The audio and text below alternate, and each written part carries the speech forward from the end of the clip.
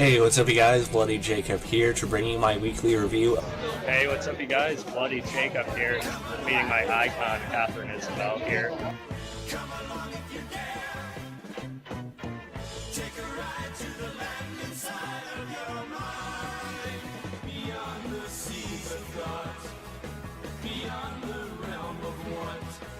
Across the streams of hopes and dreams where things are really not. Come along if you can. Come along if you dare. Have a good one. Cheers, guys. Side of your mind, but please realize you'll probably be surprised.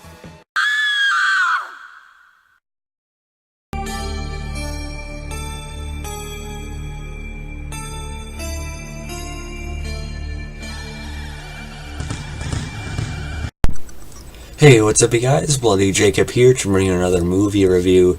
This time we're going to be talking about Black Panther, the latest film in the Marvel Cinematic Universe that just came out within the past week. And yeah, so this is kind of the talk of the internet and apparently everywhere else lately. Of course, because of course not only is it the newest Marvel film, leading up to Infinity War in May, it's also, making quite a big impact in other ways too. And before we start this review, before we really get into it, I just want to say I'm a big Marvel fan. I love Marvel and DC actually. I have been since I was a little kid and kindergarten and before and everything. And I've thoroughly enjoyed the Marvel Cinematic Universe for the most part. Some films are weaker than others, but I'm definitely into it. And I have been, for since the start.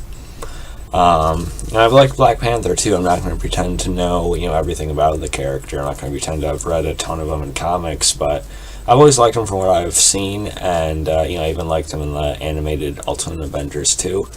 So I was looking forward to it, and I still appreciate that he got his own movie. I liked his appearance in Civil War. I thought he was handled, well, sparingly, but when needed. I'm definitely looking forward to Wakanda being utilized in Infinity War as well. But just to lay that out first, what did I think of the movie itself? I'll be honest, I thought it was just alright, and I know that's automatically going to trigger some form of reactions or something like that. But, just because I don't think the movie's the greatest thing ever, doesn't mean I'm a racist. It doesn't mean that I'm trying to just hate on it to hate on it.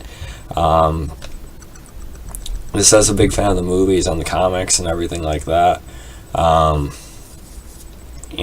just thought it was alright. It wasn't a bad film by any means, but there are people calling it the greatest Marvel film ever. There are people calling it the greatest movie ever. Now, come on. That seems like it's a bit much. I mean, it's your opinion, but I don't know. It seems extreme. And I do appreciate and respect the sort of cultural discussion that it's sparked here to some extent. But it seems there are other extreme scenarios where, people get bashed or, called racist or whatever else for not liking it as much. Or just other variations of that. And I think that's a bit much. And I do honestly think some people are sort of riding the hype of that and using that to kind of overlook the flaws the movie has, at least to me. And now, if you love it, that's great. But you also should recognize that maybe it's not a perfect film. I mean, I love certain movies, but I know they're not flawless. But again, hey, if you like it that much, that's great. Just respect me enough, respect others enough to accept that. Sorry, the camera's really blurry right now, or it's okay, not focus. There you go. So it's really just scary that people are disrespecting each other so much over different opinions on a movie.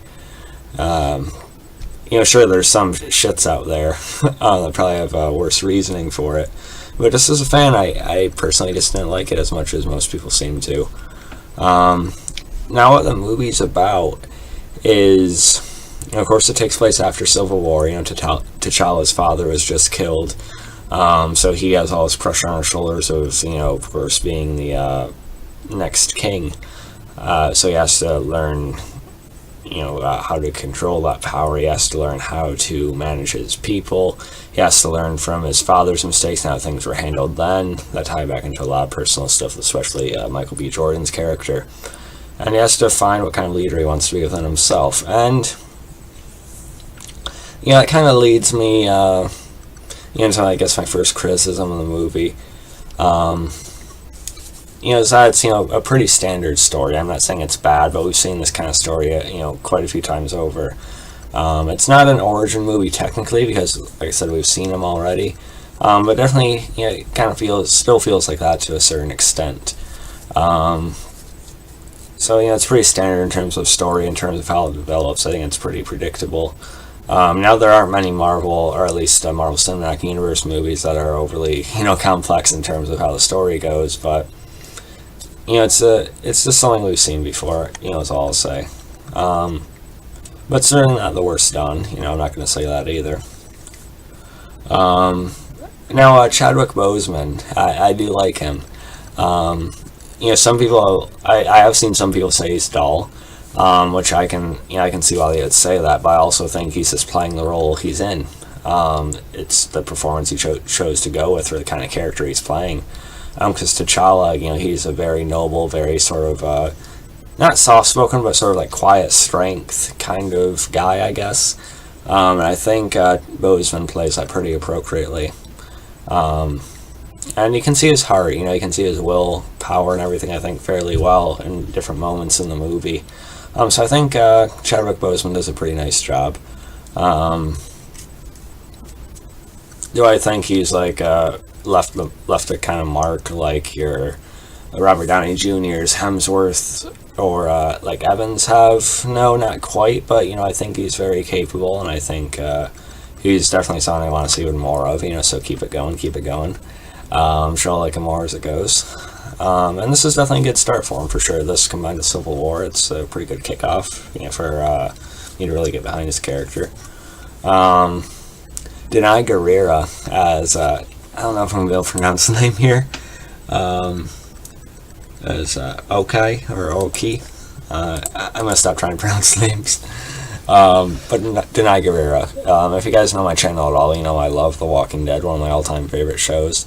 So I was very excited to see her in this, and happy to say, not only does she do really well, as I expected, but, her character actually plays a pretty key role throughout the movie, and I really enjoyed her.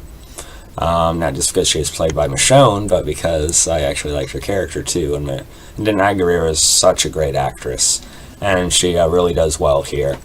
When Killmonger, Michael B. Jordan's character, starts taking over, you really see her confliction between her real personal love for and belief in T'Challa, and what she thinks is right, against her sense of duty and her, just her like basic loyalty to her country that she feels she still has to follow no matter what.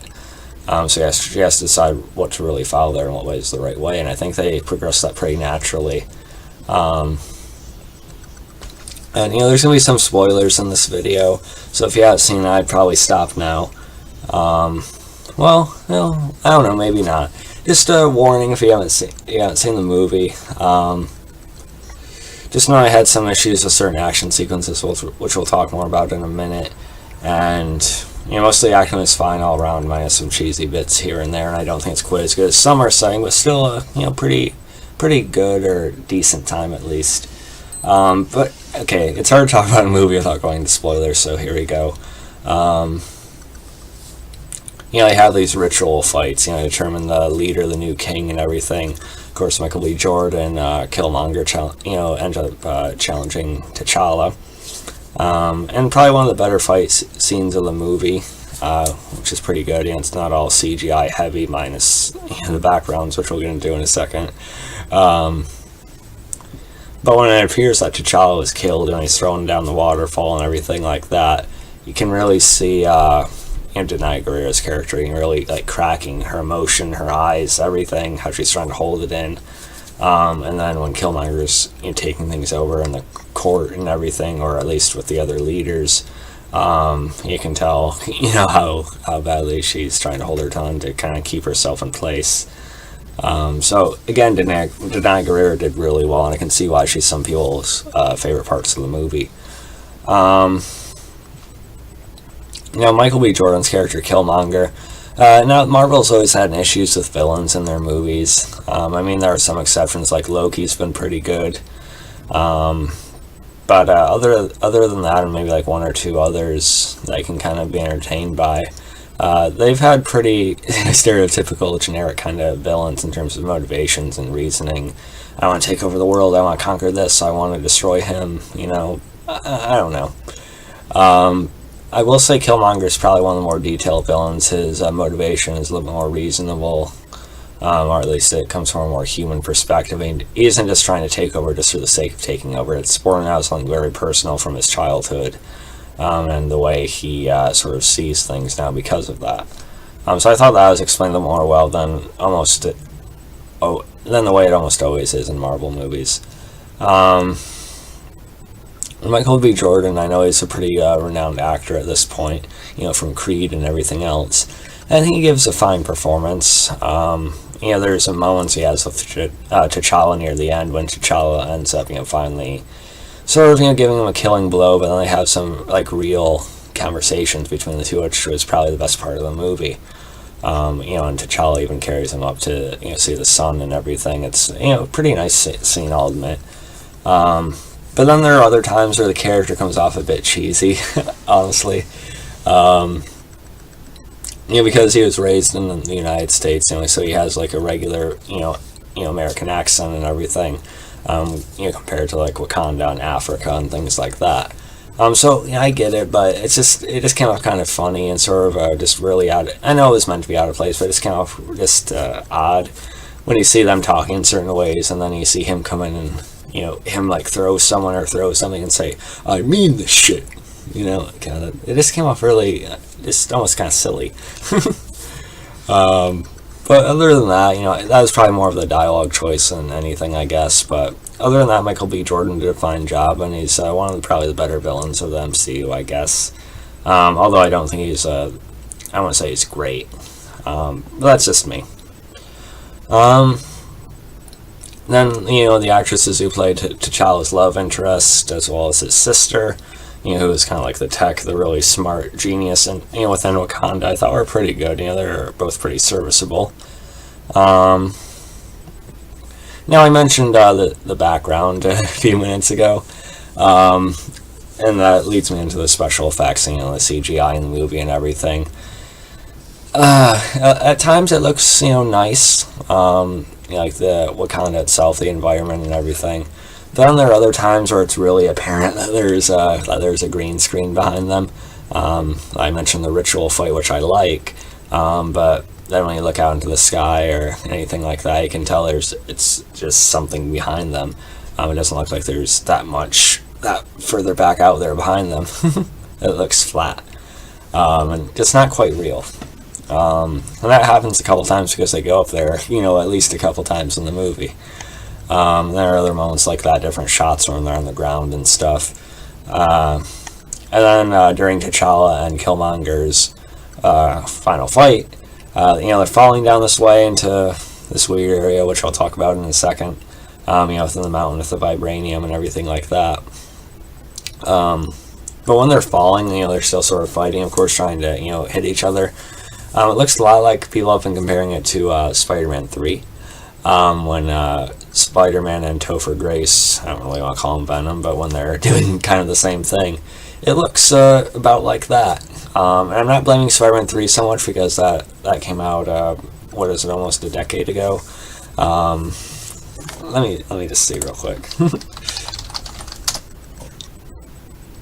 Yeah, it came out in 2007, so over a decade ago now. So it's not good when a movie from 2018 that's this big Marvel blockbuster doesn't look any better than that. You know what I mean?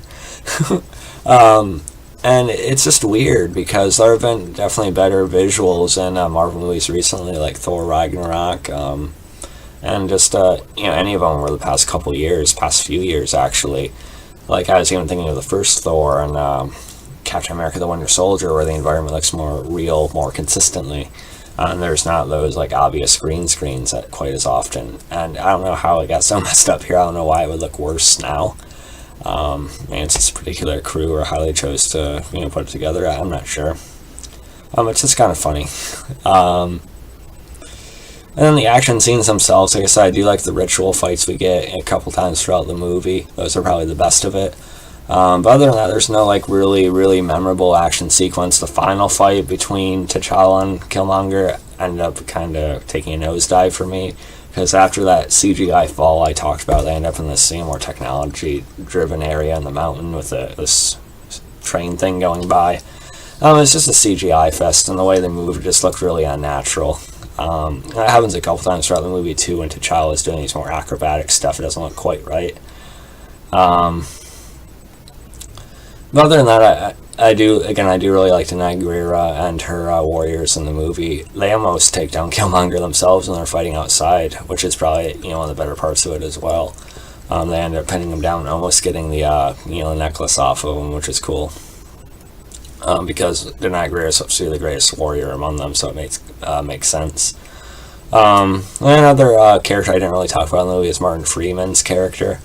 People have been calling him like a Coulson 2.0. Not quite the same, but he was fine in the movie too, I guess. Although I think he could have been anyone. I think he also could have taken him out of the movie and it wouldn't have really mattered. Then he had Andy Serkis as the Claw. Who he's seen previously in the Marvel films, and he's pretty good. Andy Serkis is one hell of an actor, as we know from the Planet of the Apes movies. Which I think he does deserve an award for, by the way. The character wasn't in this one for as long as I thought he was going to be, but he's still pretty good. And I do like the after-credit cameo from Sebastian Stan, the Winter Soldier, Bucky. That was nice, and I think it's going to tie into Infinity War pretty well. But yeah, so I do like this movie, but I just don't think it's quite as good as what it's hyped up to be right now. But again, if you really like it that much, great, but just because I don't, that doesn't have to mean anything more than just me being a fan. I didn't happen to like it quite as much as everyone else, so it is what it is. But if I had to rate it, I'm giving it a C+. I could probably put it as low as a C. Not the worst MCU film, not my least favorite MCU film necessarily. I kind of have to think about that a little bit more. But it's far from being the best, and it's certainly far from being the best movie ever made. So again, let's just be fair to each other. Let's be nice to each other, no matter how we feel about this movie. Because, like my girlfriend has seen some uncomfortable experiences with, it's hard to talk about, but like, white or Caucasian girls and boys, I've gone to see it, and she says they've been kind of ridiculed or sort of treated aggressively by some African American folk or black, whatever you want to say. I don't care. It's just odd how people try to take these things and make them into even more than they're supposed to be. I don't know. And then I seen when someone's trying to say, oh yeah, it was okay, or it was pretty good. They get looks too. It's why do we have to take it that far? I don't know. It's a movie. That's whether we enjoyed it or not. It's it shouldn't be. It's subjective, right? But yeah, anyway, that's really awkward to talk about. So I'm just gonna stop here. Well, I'm not quite too deep into a hole, which I'm sure I already dug, but So long you guys love about Black Panther, I guess, if you stuck with me this long. Apologies if I made anything sound weird or anything like that, but personally, this wasn't one of my favorites. But let me know what you thought anyway. So yeah, follow me on Facebook, Twitter, like, subscribe. I'll catch you guys next time. Peace.